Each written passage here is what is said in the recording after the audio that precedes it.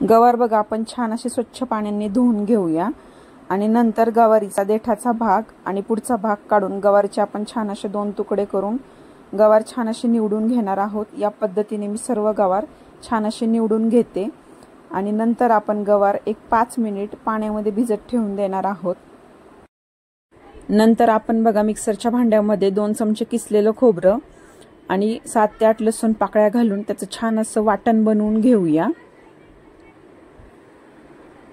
गवार बघा मी छान अशी पाण्यात भिजत टाकलेली होती।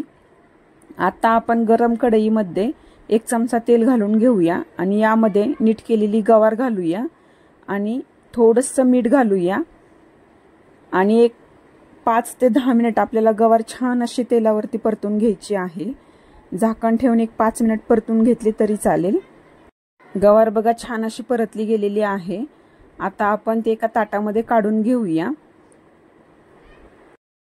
गवार जर आपण या पद्धतीने परतली तर गवारीची टेस्ट ही खूप छान लागते। नंतर फोडणीसाठी बघा कढईमध्ये 1 चमचा आपण तेल घालून घेऊया।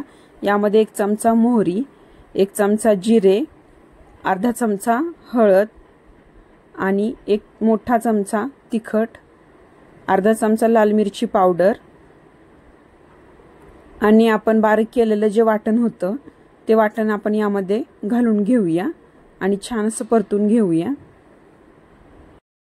नंतर यामध्ये वाफवलेली गवार आणि 2 चमचे शेंगदाण्याचं कूट घालून घेणार आहोत आपण।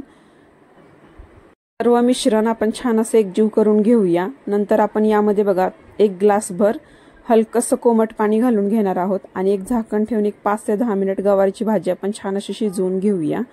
मस्त अशी सुक्की गवारची भाजी तयार आहे बघा। वरतून कोथिंबीर टाकून आपण ती सर्व करूयात। अशाच नवनवीन रेसिपीजसाठी कोमल्स किचनला लगेच सबस्क्राइब करा आणि कमेंट करायला विसरू नका।